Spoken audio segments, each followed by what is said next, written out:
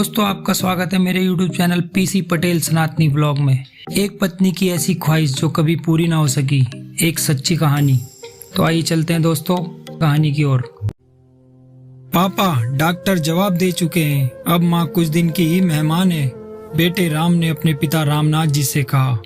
रामनाथ जी ने तो कुछ सुना ही नहीं, उनके कानों में तो डॉक्टर साहब के शब्द गूंज रहे थे। आपकी पत्नी अब कुछ समय की मेहमान है, हो सके तो उनकी अधूरी ख्वाहिशें पूरी करिए। उन्हें जो अच्छा लगता है वो उन्हें खिलाइए पिलाइए। रामनाथ जी अपनी पत्नी को घर ले आए और उनकी देखभाल में लग गए। इस उम्र में उन्हें अपनी पत्नी की कीमत समझ आ रही थी।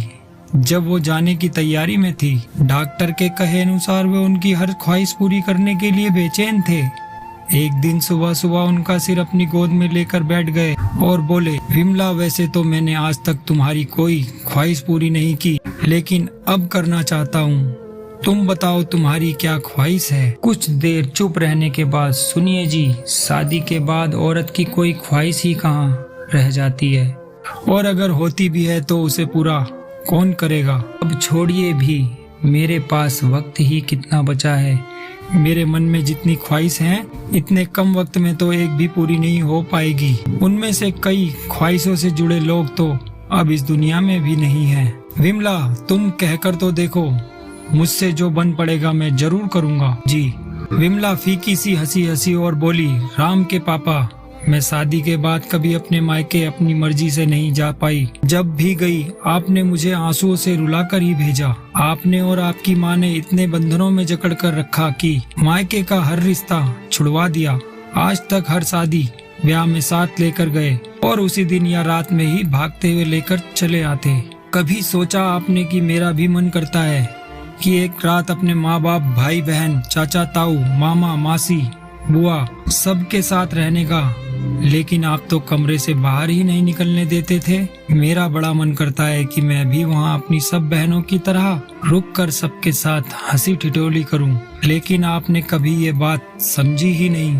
शादी के बाद मैंने कोई छोटा सा त्योहार भी मायके में नहीं मनाया। जीवन भर तरसती रह गई इस बात के लिए कि कभी तो मुझे किसी त्योहार पर मायके जाने का मौका मिले। सब लड़कियों को हर मौके पर मायके आते जाते देखती तो मन में हुक सी उठती, मेरे लिए ही ये सब इतना कठिन क्यों है? तब जवाब मिलता, क्योंकि तुम्हारा पति तुम्हारी ख्वाहिशें नहीं समझता, इसलिए तुम्हारी ये छोटी छोटी सी ख्वाहिशें भी पूरी नहीं हो पाती। अब आप बताएं कि आप मेरी ये ख्वाहिश पूरी कर पाएंगे? क्योंकि अब ना तो माता पिता रहे और ना भाई बहन रहे जिनके साथ समय बिताने का मन करता था। जब ब्याह कर आई तो बड़ा मन करता कि आप मुझे कहीं घुमाने, मूवी दिखाने ले जाएं, लेकिन आते ही घर गृहस्थी की बागडोर मेरे हाथों में सौंप दी गई। आज्ञाकारी बेटा बनने के चक्कर में आपने हमेशा नजरअंदाज किया। अपने मन की बात किससे कहने जाती, सब कुछ अंदर ही अंदर चलता रहा, लेकिन आपने मेरी छोटी सी छोटी ख्वाहिश को कभी पूछा तक नहीं। आपको याद होगा कि मेरी बड़ी ख्वाहिश थी हम लोग फोटो स्टूडियो चलकर एक तस्वीर खिंचवाएं, लेकिन जब आपसे कहा तो आपने साफ मना कर दिया। आज तो सब मोबाइल में खींच लेते हैं, लेकिन मेरी आपके साथ एक तस्वीर भी आपके मोबाइल में नहीं मिलेगी, क्योंकि जब भी साथ में तस्वीर खिंचवाने को कहती, आप हमेशा छिटक कर दूर चले जाते। अब मेरे जाने के बाद ढूंढते रहना, ना मैं मिलूंगी और ना हमारी तस्वीर कहीं मिलने वाली है। ये कहते हुए विमला की आंख में जो बचा कुचा पानी था वो भी बाहर आ गया और बोली, बताइए अब आप मेरी ये ख्वाहिश पूरी कर पाएंगे? जब मैं मृत्युशैया पर पड़ी हूँ, कभी कुछ पहनती या ओढ़ती तो मन करता कि आप भी बाकी पतियों की तरह मेरी तारीफ करें, लेकिन आपको तो निगाह उठाकर देखने की भी फुर्सत नहीं रहती। कभी कुछ अच्छा बनाती तो सब तारीफ करते, आपकी तरफ बड़ी आस के साथ देखती, लेकिन आप देखकर भी अनदेखा कर देते। जिंदगी भर आपकी तारीफ के लिए तरसती रह गई, लेकिन आप कभी मेरे स्त्री मन को पढ़ ही नहीं पाए। मेरा आत्मविश्वास तक चला गया। मुझे लगता कि शायद मैं दुनिया की ऐसी औरत हूँ जिसके अंदर कोई खूबी नहीं जो पति को रिझा सके। मेरी ख्वाहिश कोई बहुत बड़ी भी नहीं थी, बहुत छोटी छोटी थी जो मन के अंदर ही दबी रह गई।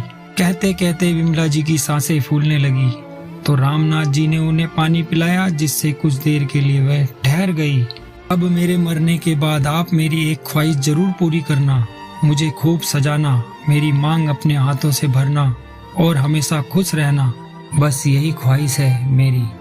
एक बात और राम के पापा, जीवन साथी की ख्वाहिश पूरी करनी है तो जीते जी करिए, ऐसे मरते समय पूछकर उसका मजाक मत उड़ाइए।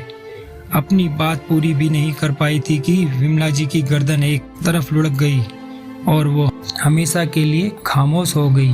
रामनाथ जी, बिल्कुल सही कहा तुमने। और फफक फफक कर रोने लगे और बोले, तुम हमेशा आंखों के सामने रही और मैं हमेशा तुम्हारी अवहेलना करता रहा, कभी तुम्हारे मन की ख्वाहिशें समझने की कोशिश नहीं की। दोस्तों, ऐसा क्यों होता है? जब तक इंसान आंखों के सामने मौजूद रहता है तब तक लोग उसकी कद्र नहीं करते, लेकिन उसके जाने के बाद उसकी कीमत समझ में आती है। तब कोई फायदा नहीं होता, क्योंकि जाने वाला तो तरस कर चला गया, बाद में पछताने से क्या होता है।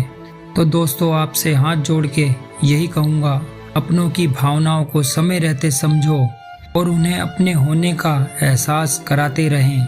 सिर्फ कहानी कहना उचित नहीं रहेगा। यह कड़वी और सच्ची, दिल को झकझोर देने वाली कहानी अच्छी लगी हो तो प्लीज कमेंट में जरूर बताना और साथ ही चैनल को सब्सक्राइब और लाइक भी कर देना। धन्यवाद दोस्तों। माता रानी आप और आपके परिवार पर अपनी कृपा सदा बनाए रखें। जय माता दी।